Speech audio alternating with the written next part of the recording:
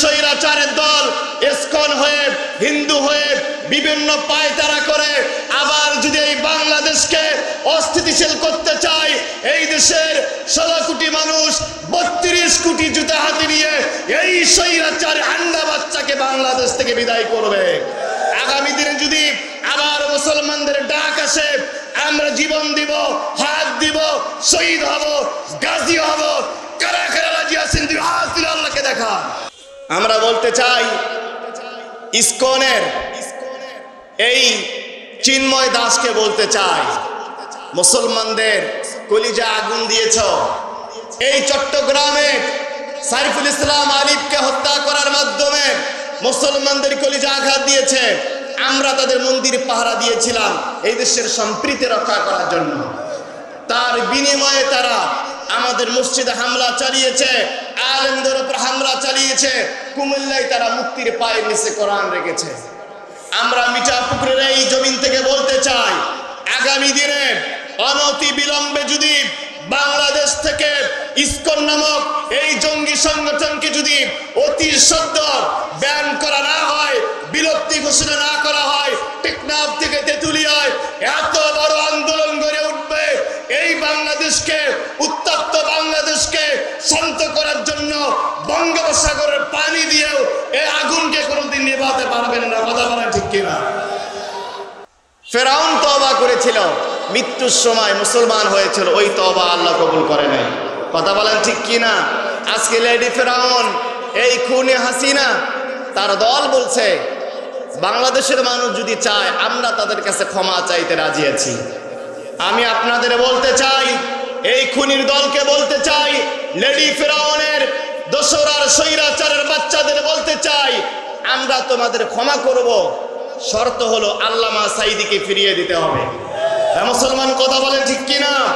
আমরা তোমাদের ক্ষমা করতে পারি, আলী হাসান মোহাম্মদ মুজাহিদকে ফিরিয়ে দিতে হবে, মতিউর রহমান নিজামীকে ফিরিয়ে দিতে হবে, আবু সাঈদের মুগ্ধকে ফিরিয়ে দিতে হবে। এই জুলাই বিপ্লবে 2000 যারা জীবন দিল, 2000 শহীদকে ফিরিয়ে দিতে হবে। কথা বলেন ঠিক কিনা? আমরা বলতে চাই, ইন্ডিয়ায় বসে আপনি আবার পায়তারা করছেন, আপনি বলছেন আমি চট করে ঢুকে যাব। বাংলাদেশের একটা পত্রিকা রিপোর্ট করেছে, এই লেডি ফেরাউন কোনোদিন যদি বাংলার জমিনে আসে, অন্তত তার যাবজ্জীবন হবে প্রায় 800 বছর। কত বছর? আমরা চাই আপনি আসেন, আমরা চাই আপনি আসেন। আপনি আসলে আপনার কারাদণ্ড হবে প্রায় 800 বছর। বাঁচবেন আর কতদিন? নতুন করে শুরু করেছে এসকর্ট নিয়া। কথা বলেন ঠিক কিনা? এরা একবার আসবে আনসার হয়ে, আর একবার রিক্সাওয়ালা হয়ে, অটো রিক্সা চালক হয়ে, এরপর আইনজীবী হয়ে, এরপর বিচারক হয়ে, এবার ট্রাম কার্ড তারা ছেড়েছে। সর্বশেষ পায়তারা হলো ইসকন নামে আবার চট্টগ্রামে আমার কলিজার টুকরা ভাই, বাংলাদেশের লক্ষ কোটি মুসলমানের কলিজার স্পন্দন সাইফুল ইসলাম আলিফ, বিখ্যাত একজন আইনজীবীকে তারা নির্মমভাবে গলা কেটে হত্যা করেছে। কথা বলেন ঠিক কিনা? আমরা বলতে চাই, যেই শহীদ আবু সাঈদের মুগ্ধের রক্তের উপর বাংলাদেশ দাঁড়িয়ে আছে, এই সাম্য আর বৈষম্যহীন বাংলাদেশ বিনির্মাণ করতে গিয়ে 2000 মানুষ জীবন দিয়েছে, 20,000 মানুষ আহত হয়েছে, 400 ভাই বোন চক্ষু হারিয়েছেন, প্রায় 2000 মানুষ পঙ্গু হয়েছে। এই বাংলার 1 ইঞ্চি পরিমাণ মাটি কি আপনারা স্বৈরাচারের জন্য ছেড়ে দেবেন? কথা বলেন, ছেড়ে দিতে রাজি আছেন? আমরা বলতে চাই, আবার যদি স্বৈরাচারের দল ইসকন হয়ে হিন্দু হয়ে বিভিন্ন পায়তারা করে আবার যদি এই বাংলাদেশকে অস্থিতিশীল করতে চায়, এই দেশের 16 কোটি মানুষ 32 কোটি জুতা হাতে নিয়ে এই স্বৈরাচার আন্ডা বাচ্চাকে বাংলাদেশ থেকে বিদায় করবে। আগামী দিনে যদি আবার মুসলমানদের ডাক আসে, আমরা জীবন দিব, হাত দিব, শহীদ হব, গাজী হব। কারা কারা রাজি আছেন? আল্লাহকে দেখা।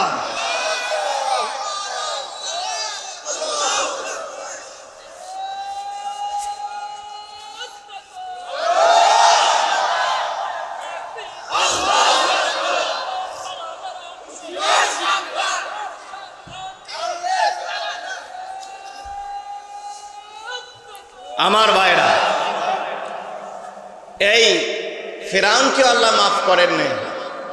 আপনি এত বড় আশা করেন না যে বিগত এই জুলাই বিপ্লবে 2000 মানুষকে হত্যা করেছেন আর দেশের মানুষ আপনাকে ক্ষমা করবে। মানুষের কলিজায় এখনো রক্তের দাগ শুকায় না। কথা বলেন ঠিক কিনা? এই ফিরআউন আল্লাহ তাকেও ক্ষমা করেন। আমি বলছিলাম জালিমদের পরিণতি 9 নম্বরে, জালিমদের পরিণতি হচ্ছে জালিমরা, পৃথিবীতে যতজন জালিম বিদায় হয়েছে ওই জালিমের বংশ থেকে আর দ্বিতীয়বার কেউ শাসন ক্ষমতায় যেতে পারে নাই। ইতিহাস পড়ে দেখেন, এজিদ যখন হোসাইন রাদিয়াল্লাহু তাআলা আনহুকে কারবালার প্রান্তের হত্যা করেছিল, এর 91 বছর পরবর্তী তার বংশধর থেকে একজন আন্ডা বাচ্চা আর কোনোদিন শাসক হতে পারে নাই। তার বংশের একজন ব্যক্তি শাসক হয়েছিল, তিনি হচ্ছেন ওমর বিন আব্দুল আজিজ রহমতুল্লাহি আলাইহি, যাকে ইসলামের ৫ম খলিফা হিসেবে ধরা হয়। তিনি কিন্তু জুমার নামাজের সানি খুতবায় যে আয়াতটা আমরা তেলাওয়াত করি, ইন্নাল্লাহা ইয়া'মুরু বিল আদলি ওয়াল ইহসান ওয়া ইতাই যিল কুরবা ওয়া ইয়ানহা আনিল ফাহশাই ওয়াল মুনকারি ওয়াল বাগই ইয়াইযুকুম লাআল্লাকুম তাযাক্কারুন, তিনি কিন্তু এই খুতবায় আয়াতটা তিনি সেট করেছেন। বলেন সুবহানাল্লাহ।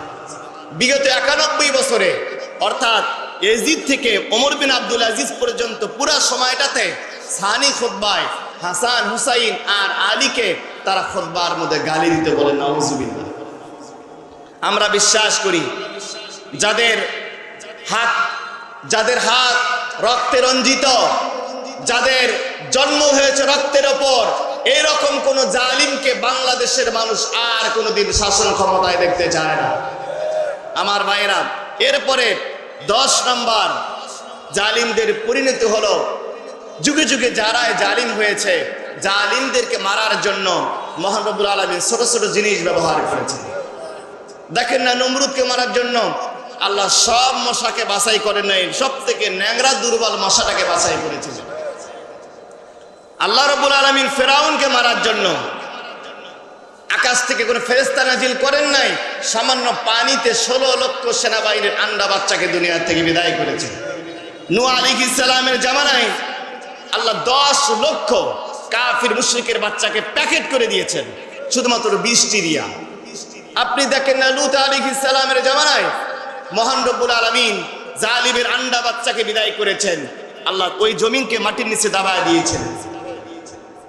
সালেহ আলাইহিস সালাম, লূত আলাইহিস সালাম, এদের জামানায় আল্লাহ আকাশ থেকে পাথর বর্ষণ করেছিলেন, বিদায় করেছেন। আমরা দেখেছি আবরাহার বাদশা যখন কাবা ঘর আক্রমণ করার জন্য এসেছিল, মহান রব্বুল আলামিন আবাবিল পাখি পাঠিয়েছিলেন। আবাবিল পাখির পায়ের মধ্যে যে পাথর থাকতো, ওই পাথরের নাম লেখা থাকতো কোন পাথর কার উপরে পড়বে। সুবহানাল্লাহ বলবেন না? যেইটা পড়বে আবরাহার উপরে, ওই পাখি ঘোরে আর দেখে আবরাহা কোথাও নাই। পাখি খুঁজতে খুঁজতে দেখে একজন মহিলার ঘরের মধ্যে এই আবরাহা আশ্রয় নিয়েছে।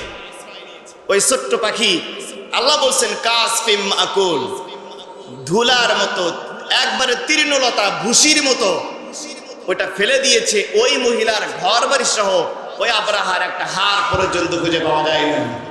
আমরা এর বাস্তবতা 24 সালে লক্ষ্য করেছি। কোরআনের আয়াত থেকে আমরা এর বাস্তব প্রমাণ পেয়েছি। বিগত 15 বছরে এদেশের অনেক বড় বড় রাজনৈতিক দল আন্দোলন করে জালিমের একটা পশম নড়াতে পারে না।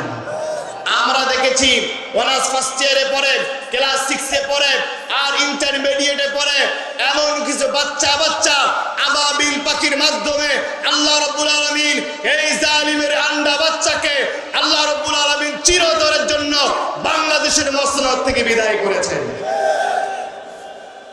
আমরা বলতে চাই, ইসকনের এই চিন্ময় দাসকে বলতে চাই, মুসলমানদের কলিজা আগুন দিয়েছ। আমরা দেখেছি এই ভারতের বাবরি মসজিদে এই নরেন্দ্র মোদী গুজরাটের কসাই এই মুসলমানদের 200 মুসলমানদের কলিজা আঘাত দিয়েছে বাবরি মসজিদে আঘাত হানার মাধ্যমে। কথা বলেন ঠিক কিনা? আবার তারা গতকাল এই চট্টগ্রামে সাইফুল ইসলাম আলিফকে হত্যা করার মাধ্যমে মুসলমানদের কলিজা আঘাত দিয়েছে। আমরা তাদের মন্দির পাহারা দিয়েছিলাম এই দেশের সম্প্রীতি রক্ষা করার জন্য। তার বিনিময়ে তারা আমাদের মসজিদে হামলা চালিয়েছে, আলেমদের উপর হামলা চালিয়েছে। কুমিল্লায় তারা মুক্তির পায়ের নিচে কোরআন রেখেছে। আমরা মিঠাপুকুরের এই জমিন থেকে বলতে চাই, আগামী দিনে অনতি বিলম্বে যদি বাংলাদেশ থেকে ইসকন নামক এই জঙ্গি সংগঠনকে যদি অতি সদ্য ব্যান করা না হয়, বিলুপ্তি ঘোষণা না করা হয়, টেকনাফ থেকে তেঁতুলিয়ায় এত বড় আন্দোলন গড়ে উঠবে। এই বাংলাদেশকে, উত্তপ্ত বাংলাদেশকে শান্ত করার জন্য বঙ্গোপসাগরের পানি দিয়েও এই আগুনকে কোনোদিন নেভাতে পারবেন না। কথা বলেন ঠিক কিনা? ইসকনকে আমরা এই বাংলাদেশে দেখতে চাই না। আমার সাথে আপনারা একমত আছেন? ইসকনকে আমরা দেখতে চাই না। আমার ভাইরা, মহান রব্বুল আলামিন বলছেন এরকম করে যারা যুগে যুগে জালিম হবে, আল্লাহ তাদেরকে এরকম, তাদের পরিণতি কয়টা হবে? আল্লাহ রব্বুল আলামিন তাদের 10টা পরিণতির কথা আমি সত্য গবেষণায় পেয়েছি।